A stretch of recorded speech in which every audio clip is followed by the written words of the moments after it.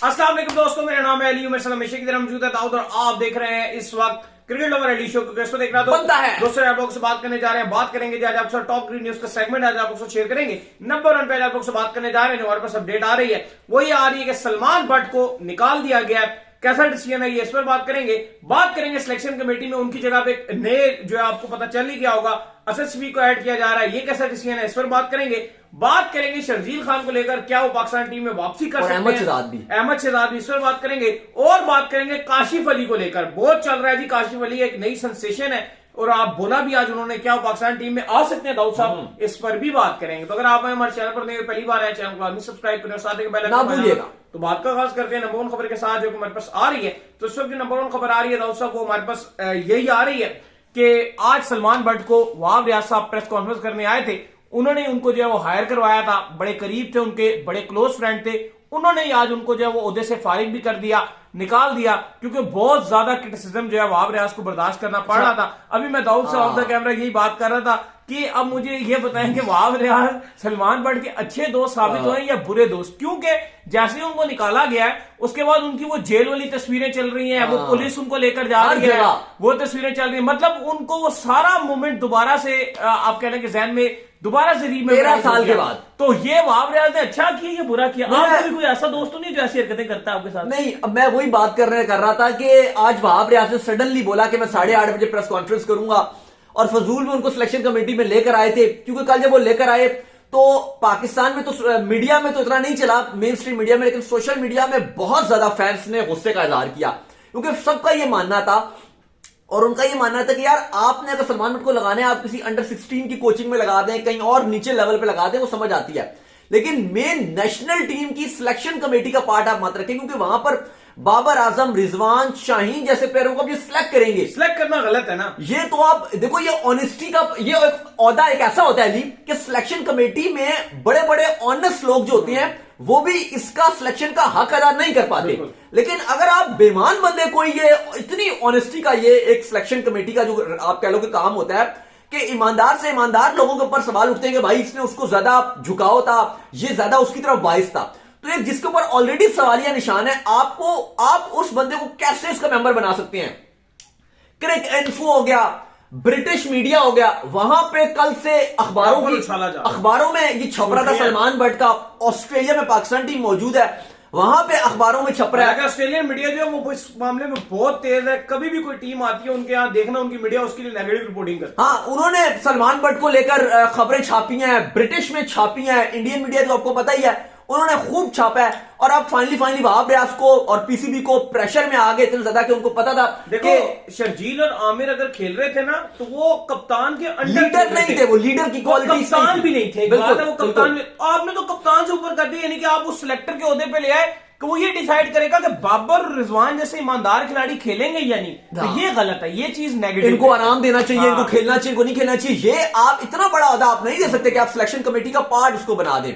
तो वहाब रियाज का ये गलत डिसीजन था, लेकिन मीडिया का प्रेशर, उन्होंने बोला मुझे प्रेशर नहीं है, लेकिन सीधी सी बात है वहाब साहब शदीद प्रेशर में आए हैं और इनके ऊपर हैवी प्रेशर बना है। और उसके बाद पीसीबी ने भी इनको बोला कि भाई होश में हो, क्या कर रहे हो आप? वहाब रियाज साहब खुद आए हैं और फिर उन्होंने आके खुद ही बोला कि ये मेरा अपना इंडिविजुअल फैसला था और मैं अब इंडिविजुअली फैसला कर रहा हूं कि मेरे वो दोस्त हैं और मैं उनको अपने आप से हटा रहा हूं। क्योंकि देखो, उस टाइम मैं आपसे बात कर रहा था, अभी मैं नाम ज्यादा नहीं बताऊंगा, लेकिन 7 लोग थे जब ये 2010 में स्कैंडल आया। तो जो ब्रिटिश मीडिया था उसने 7 लोगों के नाम रिपोर्ट किए थे, 7 बंदे थे। 3 तो आपको पता है, सलमान भट्ट, आमिर और जो आसिफ हैं, ये 3 थे जिनके ऊपर गिल्टी फील हो गए थे। लेकिन उन्होंने कहा था कि 7 बंदे हैं जो साथ थे, अब वो छोड़े, उनके नामों पे भी नहीं जाना चाहिए और ना वक्त है ना माहौल है। लेकिन फिर उसके बाद में उनको क्लियर भी कर दिया। जो स्कॉटलैंड यार्ड की टीम थी उसने इन 7 से पूछताछ की, तो सारे मामला खराब हो रहा था उस टाइम। तो बहरहाल बाद में बाकी 4 को क्लियर कर दिया गया और 3 के ऊपर जो है वो आप कह लो कि गिल्टी जो भी सीन था वो पकड़े गए थे।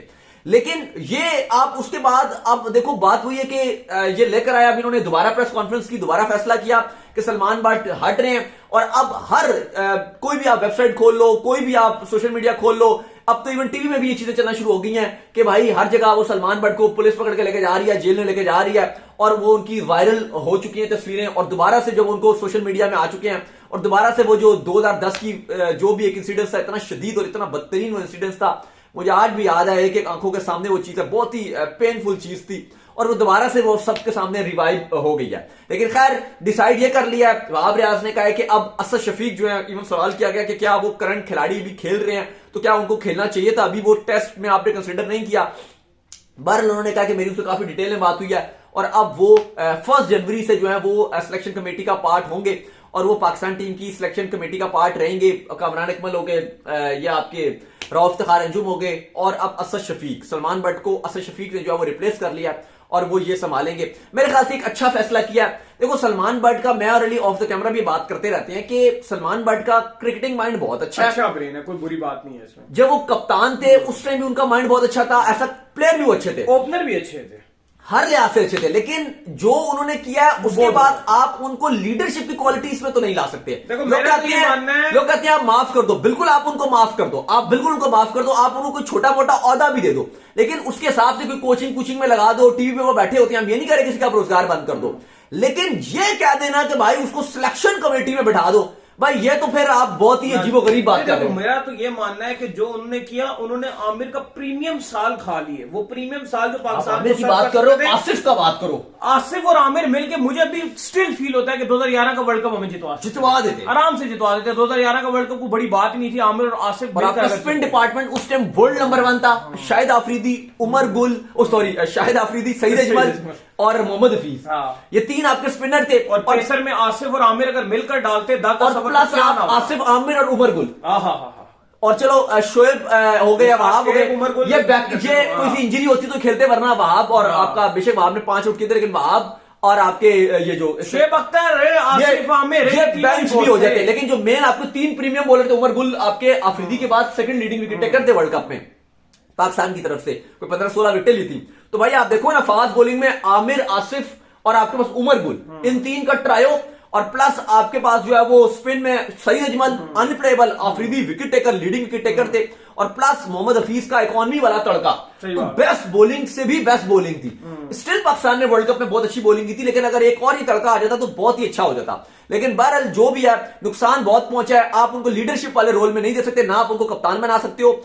और इवन मैं आपसे भी बात भी कर रहा था कि नजम सेठी ने ये ऑन लिया, एक बार नहीं 10 बार बताया, उन्होंने कहा कि जब हम इनको कमबैक भी करवा रहे थे तो आईसीसी ने साफ साफ बोला है कि भाई तुम आमिर को ले आओ, हमें मसला नहीं है, लेकिन तुम इसका सलमान बट इसको नहीं आने देंगे हम। इवन जो आईसीसी के एंटी करप्शन यूनिट के उस टाइम जो हेड थे, मैं बात करूं आपकी 2016 की, 17 की भी बात करूं, फिर उसके बाद 18-19 में भी दोबारा से चलना शुरू हुआ था, तो उस टाइम जो आईसीसी के एंटी करप्शन यूनिट के हेड थे, उन्होंने डायरेक्टली पीसीबी को ईमेल के वया ईमेल उन्होंने इन्फॉर्म किया था कि सलमान बट को आप पीसीबी में कोई रोल नहीं दोगे। बिल्कुल ऐसे। तो आज वहां पर ये बात बोली कि हम उनको कोई ऑफिशियली पीसीबी में रोल नहीं दे रहे थे, उन्होंने ये सिलेक्शन कमेटी का जो पार्ट है उन्होंने कहा था ऐसा कंसल्टेंट हम रख रहे थे, उन्होंने क्योंकि जो आईसीसी है उसने पीसीबी को कैटेगरिकली तौर पर रिटन तौर पर यह लिख कर दिया हुआ है कि आप सलमान बट को, बेशक इनकी सजा खत्म भी हो जाती है, आप इनको पीसीबी में कोई ओहदा नहीं दोगे। ये मैं अपने पास से नहीं बोल रहा, या आपके शहरयार खान पीसीबी के चेयरमैन पास में रहे, उन्होंने बहुत बार इंटरव्यू में बात बोली है, नजम सेठी ने बहुत बार इंटरव्यू में बोली है कि जब उनसे सवाल बार बार होता रहा कि आपने आमिर को तो बड़ा पुश किया, सलमान बट को नहीं किया, उन्होंने कहा मैंने कहा लेकिन मुझे डायरेक्टली आईसीसी की तरफ से बोला गया था कि आप सलमान बट को नहीं रखोगे, और ये आईसीसी का प्रेशर है और ये इंटरनेशनली भी प्रेशर है, क्योंकि सलमान बट का रोल बहुत डिफरेंट था। अगर आप आमिर को देखते हो उस टाइम 18 साल का था, कोई एक्सक्यूज नहीं है, लेकिन बात हुआ है कि आसिफ थे वो एक प्लेयर थे, लेकिन सलमान बट लीडर थे, और उसके बाद भी इवन आमिर तो वो वादा गवाह माफ जो है ना वो बन गए थे, लेकिन उसके बावजूद सलमान बट ने एट द एंड तक नहीं माने, इवन जेल काट ली फिर भी नहीं माने, इवन आवाम से माफी का बोला गया, फिर भी एक आपको पता है कि जो रिहैब होता है उसमें आपको लाजमी बोलनी पड़ती है, वहां पर बस इन्होंने बस कह दिया हाँ ये रूल होता है, ये कहा जाता है, माफी मांगी जाती है तो इसलिए मैं माफी मांग रहा हूं, ऐसे कह के उन्होंने बस कहानी खत्म कर दी। दिल से उन्होंने कभी नहीं मांगी, इवन यूट्यूब पे बैठे रहते हैं, टीवी पे बैठे रहते हैं, कि उन्होंने कभी भी एक्सक्यूज नहीं किया। और मेरे ख्याल से ये सही वक्त था कि वहाब रियाज ने अकलमंदी किया, वरना वहाब रियाज को भी गालियां पड़ रही थी, और पीसीबी को दुनिया भर में और Pakistani fans specially social media में बहुत गालियां दे रहे थे। खैर जिसके बाद हमारे पास अपडेट आ रही है, वो अपडेट आ रही है असद शफीक को लेकर, तो असद शफीक जो उनकी जगह हायर कर दिए गए हैं, और फिर जो हमारे पास अपडेट आ रही है वो आ रही है शर्जील खान को लेकर, और अपडेट ये आ रही है कि शर्जील खान जो है पाकिस्तान टीम में कर सकते हैं वापसी, कैसे करेंगे?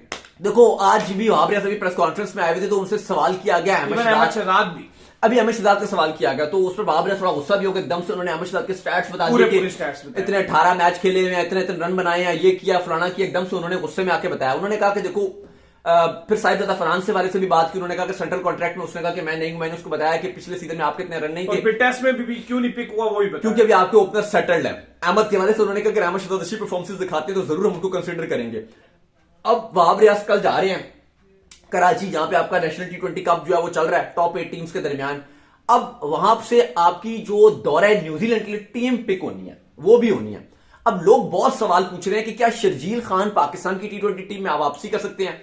देखो फिलहाल जो अभी नजर आ रहा है इस नेशनल T20 कप से अली साहब शर्जील का पता तो नजर नहीं आ रहा है कि अभी वो डायरेक्ट दौरा न्यूजीलैंड के लिए सिलेक्ट हो जाए। अच्छा एक और चीज, लेकिन आपको एक और बात बता दूं, अगर वो परफॉर्म भी कर जाते हैं ना शर्जील खान, अब मसला क्या बना हुआ है, देखो जो अहमद शहजाद का भी मसला है, जो साहिबजादा फरहान का भी मसला है, मसला ये बना हुआ है साहिबजादा फरहान क्या है ओपनर, अहमद शहजाद क्या है ओपनर। तो आपके ओपनर अभी बहुत ज्यादा वेल सेटल्ड है, वो ऑलरेडी मैं बता दूं बेंच में बहुत बैठे हुए हैं, वही बताना चाह रहा हूं, बाबर और रिजवान बहुत ज्यादा वेल सेटल्ड है, ठीक है। और उसके बाद अगर बाबर और रिजवान का फेलियर आता है ना, उसके बाद उनको रिप्लेस करने के लिए फखर तैयार है, फखर का फेलियर आता है, फखर को रिप्लेस करने के लिए सैम अयूब तैयार है, सैम अयूब का रिप्लेसमेंट वो आएगा फेलियर, उसको रिप्लेस करने के लिए हारिस तैयार है।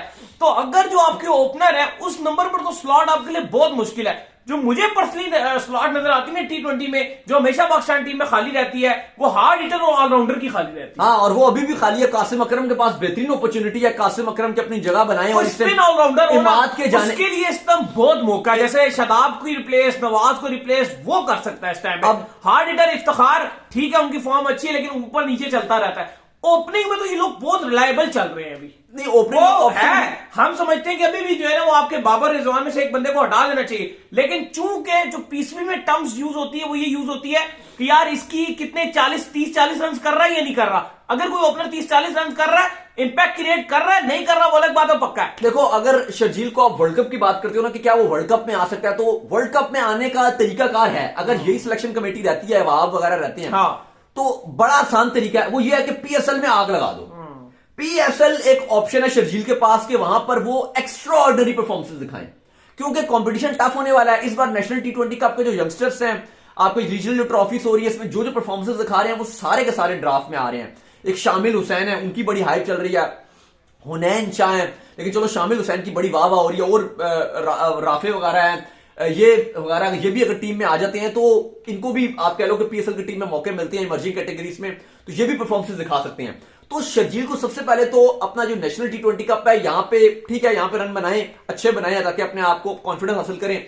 और फिर दौरे न्यूजीलैंड में तो शर्जील कंसिडर नहीं होंगे, वो उन्होंने इवन बोला कि मैं वहाब से बात करूंगा, और कहा जा रहा है वहाब सबसे ही बात करें, वहाब उनसे बात भी करेंगे और मे भी उनको प्लान भी दें। लेकिन मुझे लगता है शर्जील के पास मौका है तो वो एक ही मौका है, और वो है कराची किंग्स की तरफ से पीएसएल में आग लगा दें, कराची किंग्स को बिल्कुल अपने हाथ पे जितवाना शुरू हो जाए। याद है आपको 2016 था जब पेशावर ज़ल्मी का मैच था इस्लामाबाद यूनाइटेड के साथ, और इस्लामाबाद यूनाइटेड की तरफ से शर्जील ने जो छक्के मारे, सेंचुरी मारी थी आफरीदी की टीम को, और फिर आफरीदी ने 2016 में पाकिस्तान एशिया कप और वर्ल्ड कप खेलने के लिए जा रहा था, तो वहीं पे आफरीदी ने जो पोस्ट मैच प्रेजेंटेशन होती है वहीं पर अनाउंस कर दिया था कि शर्जील खान टीम में आ रहे हैं। हमारे ना ये पीएसएल इसमें 2-3 सेंचुरियां मार दें फिर बिल्कुल, तो उनके पास ही मौका है कि ये ताबड़तोड़ बैटिंग करें, मारे शाइन की टीम के अगेंस्ट, लाहौर कलंदर के अगेंस्ट, मारे बाकी टीम के अगेंस्ट भी, और बता दें कि मैं सारे बॉलरों पे डोमिनेट कर। हाँ, तो बिल्कुल टीम में आ सकते हैं, लेकिन अगर वो इस तरह की परफॉर्मेंस, आग लगाने वाली परफॉर्मेंस नहीं दिखाएंगे, सैम अयूब की लास्ट पीएसएल की परफॉर्मेंस आग लगाने वाली थी, आगे तो फिर उनका बड़ा मुश्किल है, फिर वो आपको नजर नहीं आएंगे। खैर जी, काशिफ अली की दाऊद साहब वीडियोस बड़ी वायरल हो रही हैं, जो उन्होंने नेट्स में बॉलिंग की, जब मैं और आप पिंडी स्टेडियम में भी मौजूद थे, बड़ा तंग करके उन्होंने रखा हुआ था, वही वाली वीडियोस वायरल हो रही है, जिसमें बाबर को भी तंग कर रहे हैं, रिजवान को भी तंग कर रहे हैं,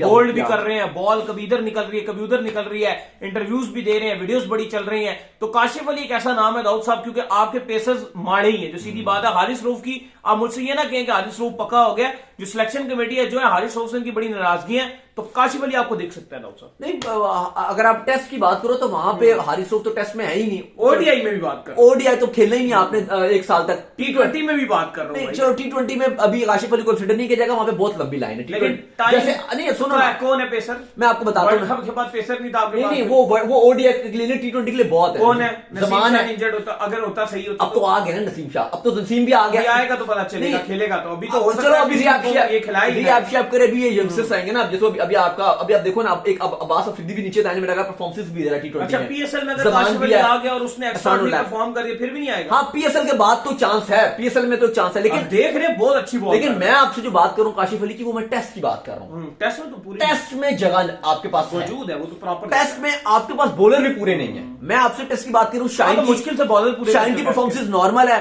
हसन अली बिल्कुल नॉर्मल परफॉर्मेंस की बेस पे कर रहे हैं, बिल्कुल नॉर्मल खेल रहे हैं। और आपने 2 यंगस्टर्स डाले हुए हैं, दोनों का नहीं पता ऑस्ट्रेलिया में मीर हमजा क्या करेंगे, क्योंकि मीर हमजा के पास स्पेस की कमी है, सिर्फ स्विंगिंग बॉलर है। अब देखते हैं कि वो क्या किस तरह की बॉलिंग करता है मीर हमजा। दूसरा खुरम शहजाद है, आई होप कि वो अच्छी बॉलिंग करें, लेकिन वो भी यंगस्टर्स ही हैं। तो काशिफ अली यकीनन तौर पर जगह बना सकते हैं अपने। इवन नेट में बड़ा, जब मैं और आप पिंडी स्टेडियम गए हुए थे और ये जो प्रैक्टिस चल रही थी, वहां पे काशिफ अली भी थे, वहां पे सब क्रिकेटर्स इनसे बड़े मुतासिर हुए हुए थे। तो मुझे लगता है कि जो लॉन्गर फॉर्मेट है, एक ओडीआई फॉर्मेट और आपका जो टेस्ट फॉर्मेट है, इनमें काशिफ अली आ सकते हैं और उनको पाकिस्तान को जरूरत भी है। T20 मुझे लगता है कि अभी वो ठीक है, जैसे आपने बोला कि पीएसएल खेले, वो आते रहेंगे, वो आ भी जाए ना भी आए, T20 वाला इतनी मसला भी नहीं है, क्योंकि शाहीन भी वहां पे जोर लगा लेते हैं, हारिस वो भी 4 ओवर के लिए बेहतरीन नजर आते हैं, जमान खान भी आपके पास ऑप्शन है, एहसानुल्लाह भी बैठा हुआ है, अभी अफवास अफरीदी है, वो भी शायद आ जाएगा। T20 में वसीम जूनियर वगैरह ऑलराउंडर्स भी आपके पास है, आमिर जमाल भी, मतलब T20 में बहुत कुछ है आपके पास और कुछ इतना करना भी नहीं होता, 4 ओवर, लेकिन आपको विकेट टेकर बॉलर की जरूरत है। और आई होप कि ये टेस्ट और ओडीआई इसमें अगर अपनी जगह बनाते हैं तो ये पाकिस्तान के लिए बड़ी अच्छी बात होगी। उम्मीद करते हैं आज का हमारा शो आपको आएगा पसंद। वीडियो को लाइक कीजिए, हमारे चैनल को सब्सक्राइब कीजिए, साथ में बेल आइकन को दबाइए, एक और काम कर लीजिए और वो ये कर लीजिए कि आप जो इंस्टाग्राम पर देखिए, इंस्टाग्राम में मुझे फॉलो कर लीजिए, वहां पे मैं मौजूद हूं, दाऊद क्रिकेट के नाम से। अगर आपको कोई सवाल हो तो भेजिएगा, उनको भी फॉलो कीजिए। मैं क्रिकेट लवली ऑफिशियल के नाम से लिंक डिस्क्रिप्शन में मौजूद है, फॉलो कीजिए। अल्लाह हाफिज़, बाय, ख्याल रखिएगा।